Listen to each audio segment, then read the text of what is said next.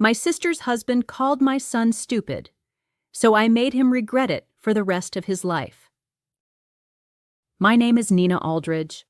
I'm a mother, a professional, and a woman who's learned how to stay composed, especially when it matters most. But there are moments in life when someone crosses a line so clearly, so publicly, that your silence doesn't feel like strength anymore. It feels like betrayal. Not of yourself, but of someone you love more than your own breath. For me, that moment happened on Thanksgiving Day, at my sister Claudia's house, when her husband leaned across a half-cleared table, looked at my 12-year-old son Jonah, and said, "He's sweet, sure, but let's be honest, he's just not the sharpest knife in the drawer."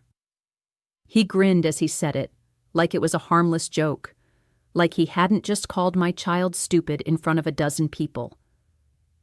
I looked up from my seat and met his eyes. He didn't flinch.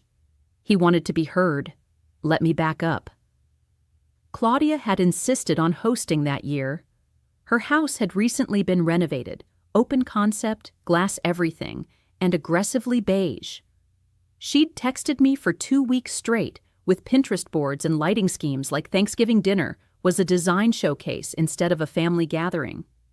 Her twin boys, Carter and Chase, were 11 and newly obsessed with Fortnite and sarcasm. They hadn't been raised to sit quietly. They'd been raised to take up space. Jonah and I arrived a few minutes before dinner. He was wearing a navy blue sweater and tan slacks, freshly combed hair, his sketchbook tucked under his arm like a shield. He always brought it with him to events like this. Drawing helped calm his nerves, especially when the noise got to be too much. We brought 2 dishes, my grandmother's stuffing recipe and a cranberry relish Jonah had helped me make. Claudia took them without much fanfare and turned her attention back to adjusting candle heights. Dinner was exactly what you'd expect from my family. Loud, fragmented. 2 overlapping conversations at every corner of the table. My father arguing politics with himself. Claudia recounting how she negotiated her twins' private school tuition down by playing hardball. And Doug, her husband, holding court like he was the mayor of Thanksgiving. Doug had always been loud. The kind of man who says things twice just to make sure you heard him.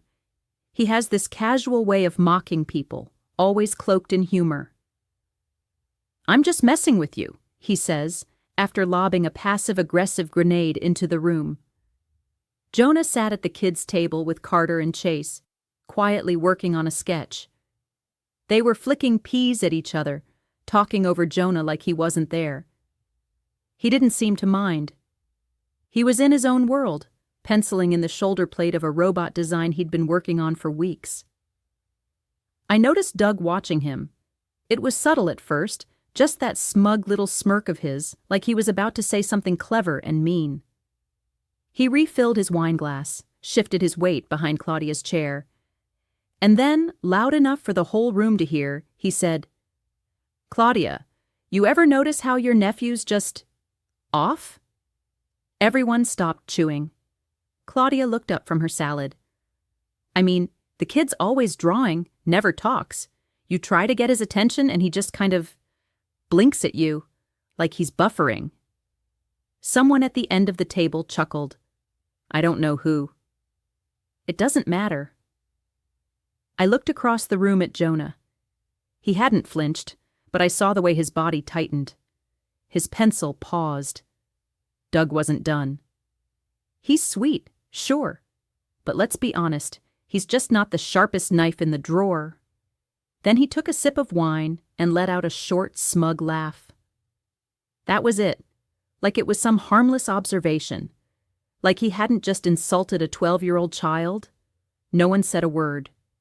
Not Claudia, not my parents, not the cousins or the aunts or the neighbors at the folding table. The silence that followed wasn't long, but it was loud, thick with discomfort.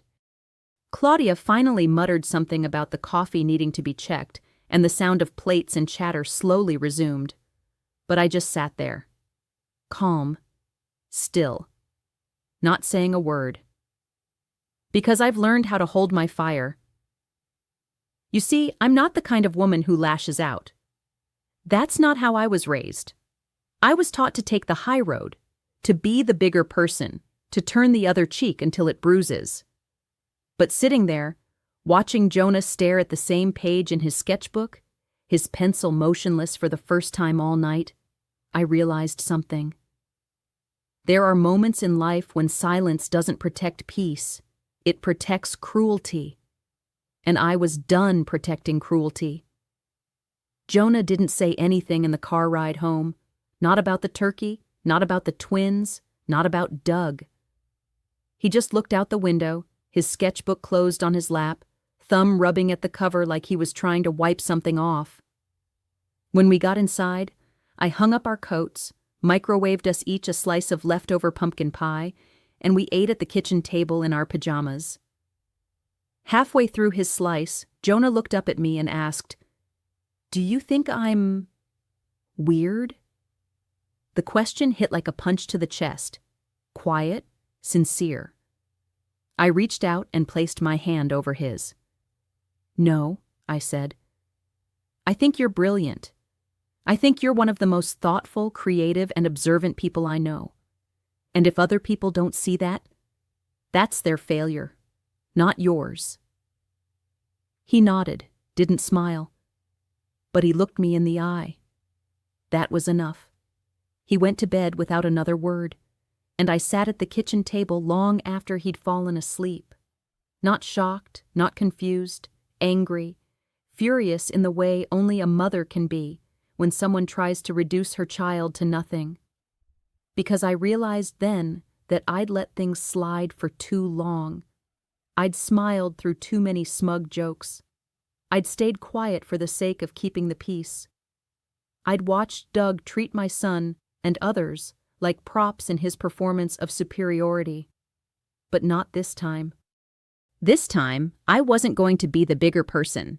This time, I wasn't going to let it go, or roll my eyes and whisper about it in the car ride home. Because when a grown man can insult a child in public and laugh about it, he's not just being cruel. He's telling the world that cruelty is acceptable, that belittling someone who's different is normal. And I couldn't let that stand. Not just for Jonah, but for every person Doug might talk down to next. So I made a quiet promise that night as I sat alone in my kitchen while my son slept down the hall.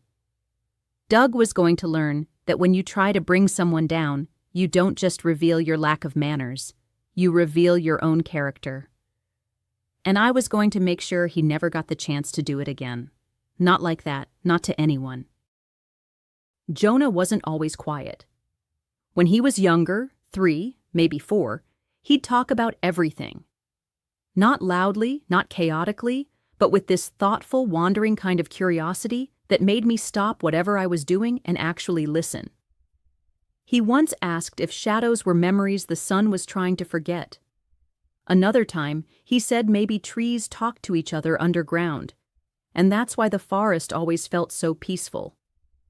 His mind worked sideways, not in a broken way, just in a beautifully different one. The quiet started later. After school got noisier, after other kids started noticing that Jonah didn't always laugh at the right times or follow the usual social rhythm. After a few relatives began saying things like, "He's sweet, but kind of in his own head, huh?" He began to speak less, but he drew more. First it was animals and monsters, then machines, then whole landscapes with cities and cultures and fictional economies. His sketchbooks became a second language, one only a few people were fluent in. I was one of them. Doug never tried. The first time Doug met Jonah, he barely looked at him. Claudia had just started dating him. She invited us to a backyard barbecue at his place. Burgers, beer, and men comparing lawnmowers. Jonah was 6. He'd brought a small sketch pad and was drawing a turtle wearing armor. Doug hovered behind my shoulder, glanced down, and said, "What's his deal?" I turned to him. "What do you mean?"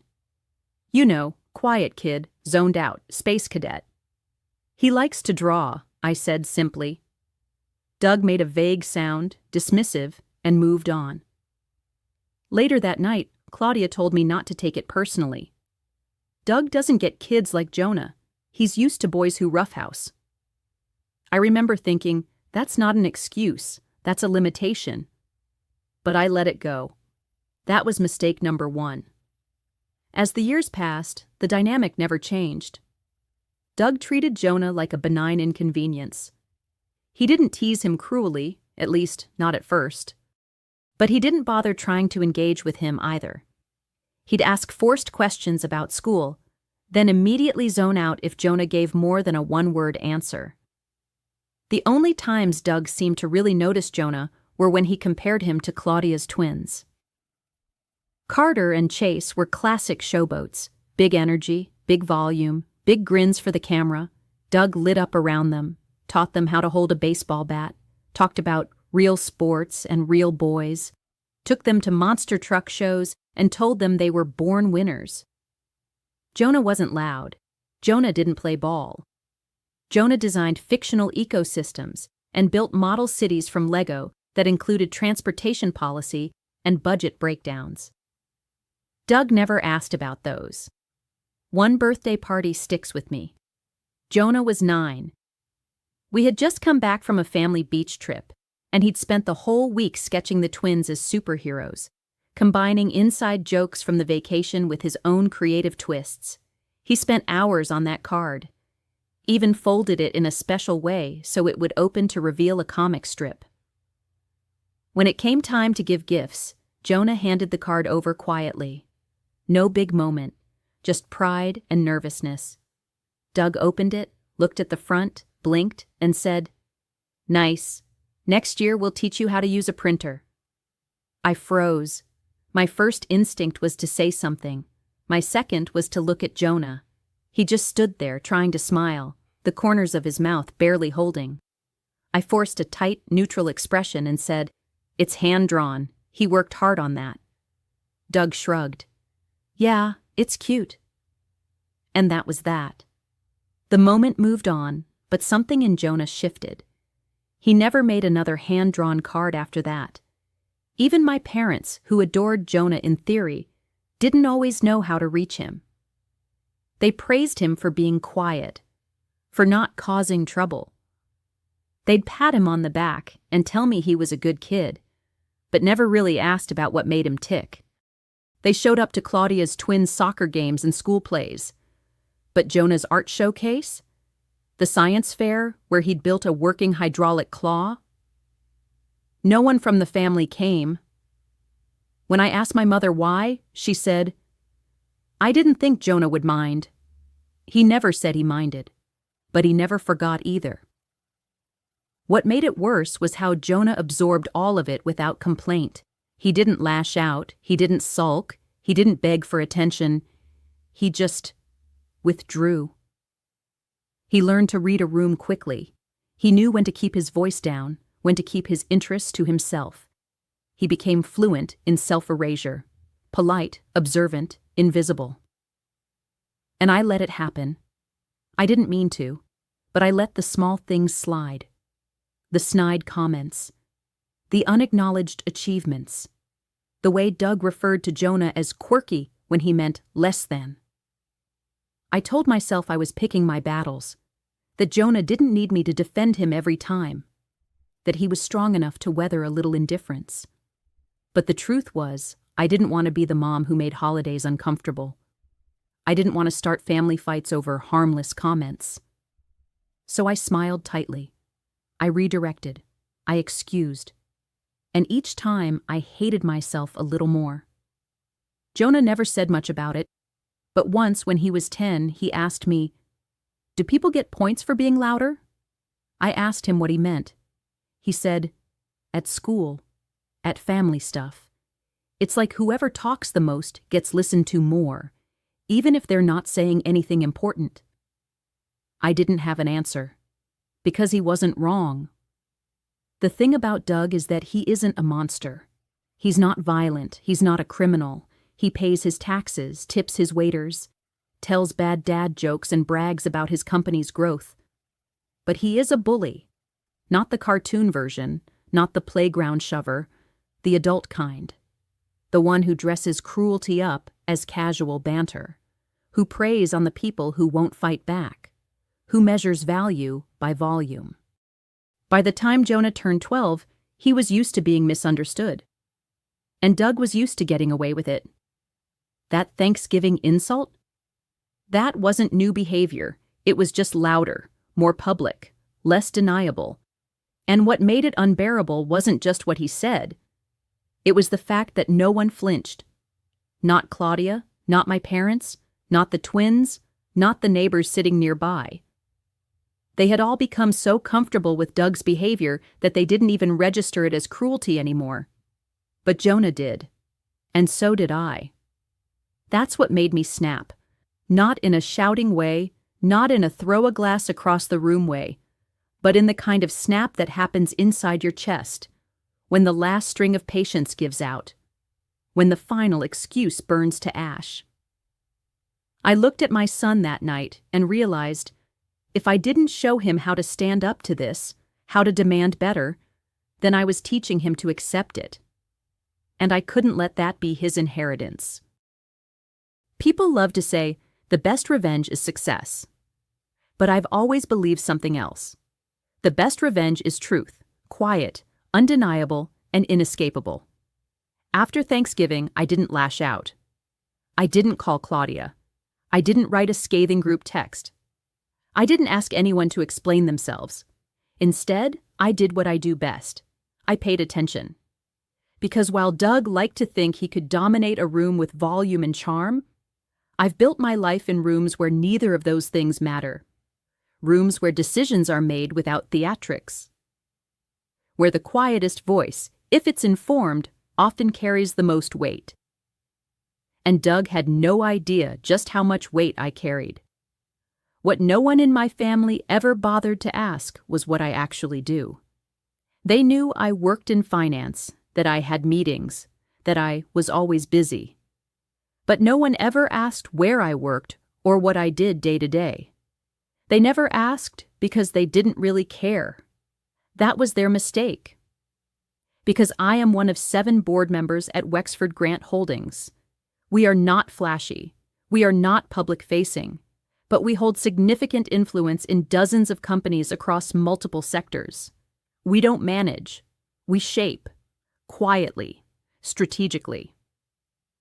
Our fingerprints are all over everything from industrial logistics to SaaS startups to mid-tier national brands. And 3 years ago, we acquired a controlling interest in a mid-sized tech firm based in Connecticut, a company called Coswell Systems, Doug's company. He's their COO. Or rather, he's their face, their loudest voice, their biggest ego. And until now, I've never stepped anywhere near his orbit professionally. Not because I couldn't, but because I didn't need to. But now I had a reason. The Monday after Thanksgiving, I logged into our internal portal and pulled Coswell's governance file. I didn't go looking for violations. I wasn't trying to dig up dirt. I just wanted to understand the system he operated in and who gave him room to thrive. Doug wasn't the CEO. That role belonged to a more measured man named Harvey Talbot. But Doug had a reputation for being the one who got things done. He pushed aggressive sales tactics. He streamlined teams, which was a nice way of saying he oversaw layoffs. He delivered numbers, and that made him valuable. But value isn't the same as integrity. I scanned the past few board meeting notes. There were murmurs of high turnover, a few quiet HR concerns, a flag from our internal culture index. Employee satisfaction down 13% year over year. Nothing dramatic, but enough to make me lean in. Because that's the thing about power, it doesn't collapse. It erodes. I spent the next week taking mental notes, staying quiet. I didn't reach out to anyone. I didn't pull strings. But I did ask my executive assistant to forward me the latest culture audits across all our portfolio companies, Coswell included. I made it seem routine. It wasn't flagged. Then I reviewed their leadership bios. Doug's profile was what I expected: boisterous, embellished, full of buzzwords. Dynamic leader, results-driven innovator, believer in tough love. That last one caught my eye. I checked the employee review site we subscribed to, anonymized feedback. It wasn't damning, but it was honest. Descriptions like aggressive culture, cold management, lack of emotional intelligence at the top. One entry simply said, "Leadership by intimidation. It works until it doesn't." I bookmarked that one. I wasn't building a case. I was building a picture. And it was starting to look very familiar. At home, things were normal on the surface. Jonah was back in school. He started bringing home little sketches of something he was calling the resilience engine. Some kind of machine that took in sadness and converted it into fuel. He showed it to me like it wasn't a big deal. It was a big deal. I told him it was brilliant. He shrugged like he didn't quite believe me. But he left the sketchbook on the kitchen table that night, like maybe he wanted me to look again. I did. Twice. I kissed his forehead as he slept and whispered, "I've got you." The next week, Claudia sent a text inviting everyone to New Year's brunch. She said it would be casual, just family. Doug's making his famous omelets. I stared at the message. I didn't respond. Instead, I opened my calendar and scheduled a meeting with myself, because I had a choice to make. I could keep this personal, keep it contained. Let Doug slide into another year surrounded by people too indifferent or too intimidated to call him out. Or I could plant a seed, quietly, carefully. I could shift the spotlight, just slightly. I could start asking the kinds of questions that make people look twice. Questions like, how sustainable is a leadership model based on fear? How do we reconcile performance metrics with ethical standards? Are we mistaking noise for value? Questions that don't accuse, but illuminate. Because the thing about men like Doug is that they depend on being underestimated. They count on the people in the room thinking they're indispensable. But I've seen enough to know. Loud isn't the same as effective, and charisma isn't the same as character. I didn't want Doug fired. I didn't want headlines or backlash or chaos. I just wanted the truth to walk a little closer to the surface. So I started planning. Not revenge, recalibration. A subtle shift in the way he's seen, a nudge, a mirror. And once a mirror is held up, you can't unsee what it reflects. The first crack didn't come from an email, a formal notice, or a confrontation. It came during a routine quarterly strategy call. Doug was presenting Coswell's Q1 growth outlook to Wexford's board. Normally, he treated these calls like victory laps, talking over others, padding projections, throwing in jargon he thought sounded impressive. But this time, something shifted. Because this time, I was in the room. Not physically. I didn't need to be. I joined remotely, my camera off, my mic muted, just a name in the corner of the screen. But when I requested to add a line of questioning to the agenda, no one batted an eye. I was, after all, a long-standing board member, a calm one, a trusted one. So when Doug finished his segment with a smug little, "And that's why I believe Coswell's positioned to scale aggressively across verticals," I unmuted myself. "Doug," I said, "before we move on, can I ask a question about your leadership retention strategies?" The pause was microscopic, but it was there. He cleared his throat. "Sure, fire away." I kept my tone neutral. "You mentioned in your pre-read that Coswell lost 4 directors in the last quarter. What do you believe is driving that turnover?" He faltered for half a beat. "Normal attrition, I'd say. Competitive market. People looking for change." I nodded, though I wasn't on camera. "Of course. And are you confident your internal culture is positioned to retain top talent moving forward? He bristled slightly. We run a tight ship. I believe in pushing people to deliver. That's what leadership is. Certainly, I replied. But pushing and pressuring can look very different from the inside. I didn't say anything else. I didn't need to. The air in the room shifted. That was the first stone.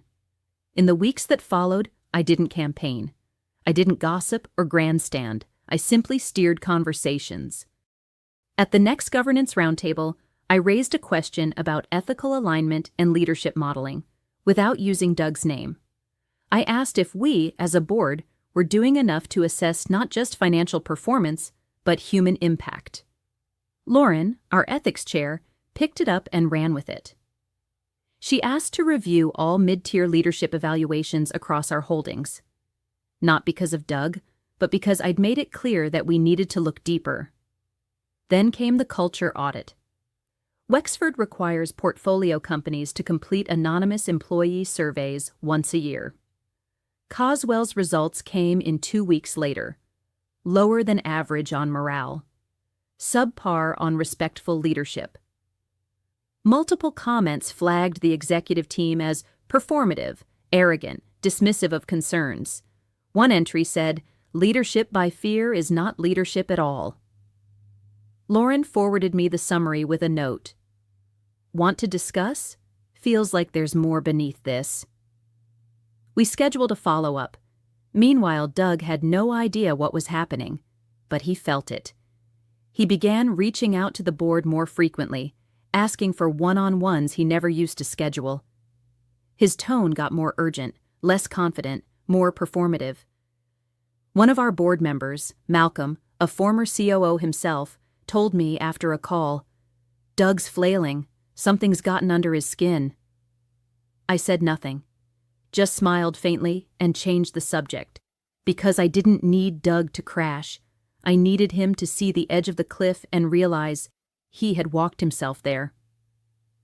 Back inside Coswell, his reputation started to fray. I didn't plant stories. I didn't weaponize rumors. I just made sure the right questions were being asked. By the right people, in the right rooms. Harvey, the CEO, reached out to me directly. "We've worked with Doug a long time," he said. "He's effective. But I've been wondering, are we paying too high a price for the numbers he delivers?" That was all the invitation I needed. Metrics matter, I told him. But culture is currency. Eventually, bad leadership costs more than it makes. He listened. 2 days later, I was CC'd on an internal memo. Beginning Q3, all executive performance reviews will include a peer evaluation component focused on empathy, mentorship, and workplace respect. It wasn't targeted, but Doug would feel it. At the next Coswell leadership retreat, I heard through the grapevine that Doug tried to lead a breakout session, and no one volunteered for his group. He reportedly snapped at an analyst during a panel, called someone's idea juvenile. There were whispers, not accusations, not yet. But the murmurs had started. Doug wasn't used to being questioned. And without the blanket of automatic approval, he began to unravel. His emails got shorter, more defensive. He pushed back on initiatives that weren't results-driven, tried to insert himself into projects outside his scope. It backfired. People stopped looping him in. Claudia didn't know any of this, at least not then. To her, Doug was just a little stressed from work. She texted me that they were thinking of booking a family beach house in the summer. Maybe get the boys together again? I stared at the screen for a while before replying. We'll see. Jonah's got some big things coming up. Which was true. He had just been selected for a regional youth innovation expo. One of only 8 students in the state.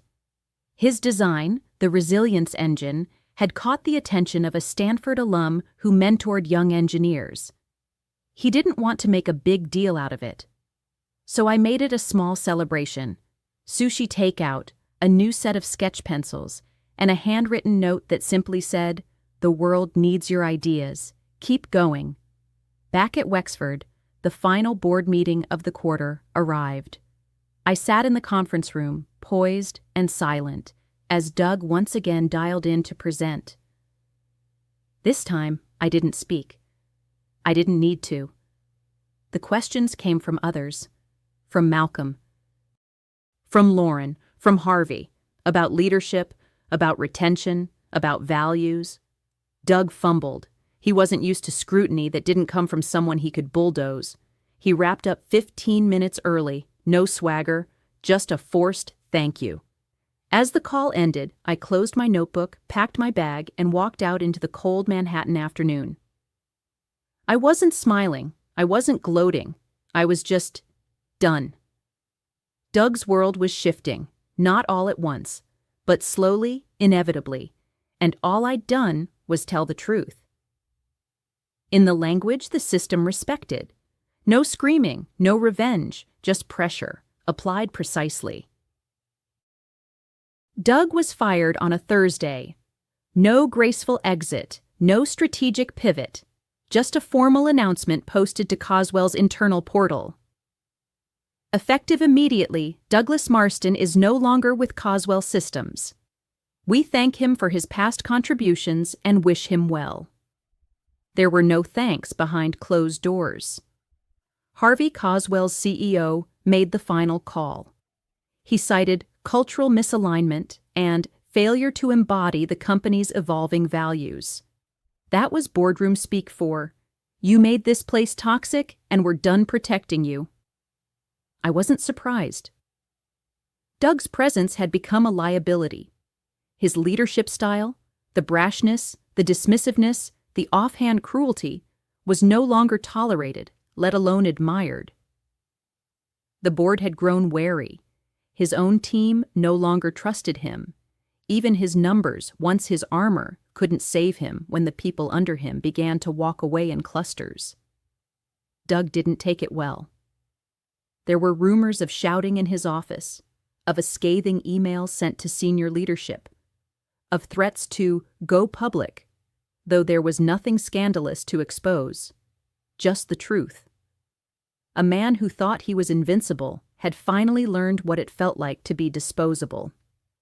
And for the first time in his life, no one rushed to save him. Claudia called me the next evening. She didn't mention the firing at first, just asked how Jonah was doing. I told her he was fine. Thriving, actually. She was quiet for a long time before saying, "Doug's struggling.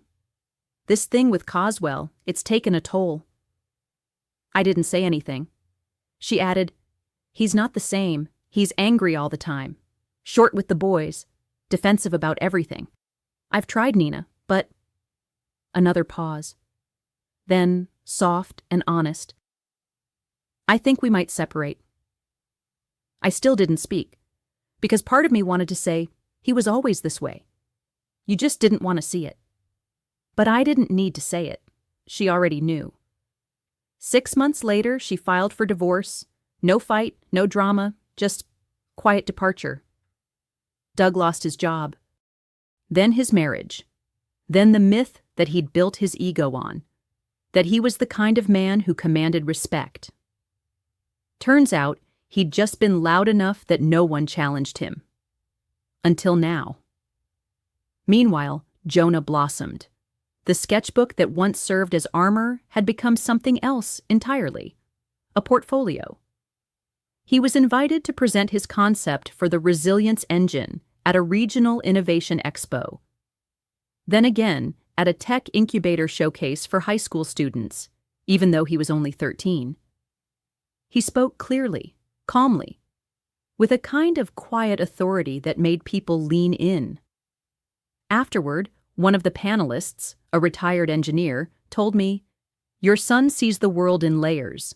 Most people just skim the surface." Jonah smiled when I told him that. A real smile. Not forced, not modest. Just proud. That winter, he started mentoring a younger student who reminded him of himself. I asked him why. He shrugged and said, I just want him to feel like he doesn't have to hide the good parts. And I knew exactly what he meant. As for me, I didn't celebrate Doug's downfall. There was no champagne toast, no private gloating, just a sense of justice, of balance restored. For years, I'd let him write the narrative, that Jonah was off, that I was sensitive, that silence was easier than confrontation. But in the end, the truth wrote itself. I didn't have to shout. I didn't have to fight dirty. I just had to be patient, strategic, unflinching. And when the moment came, I didn't blink. Because you don't need to destroy a man like Doug. You just have to take away the pedestal he built on borrowed decency. The rest takes care of itself. A few months later, Jonah and I visited a quiet beach town during spring break. Just the two of us, long walks.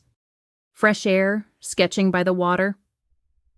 One night, we sat by a fire pit outside our rental. He looked up at me and said, "Do you think people like Doug ever change?" I considered the question, then I said, "Sometimes, but not because they want to, because they have to." He nodded slowly. I don't think I ever want to make people feel small, even when I'm the one in charge someday. I smiled. Then you'll be a better man than most. He stared into the fire for a long time, and I knew, no matter what Doug had tried to plant in his head, it hadn't taken root. Jonah wasn't just surviving. He was thriving.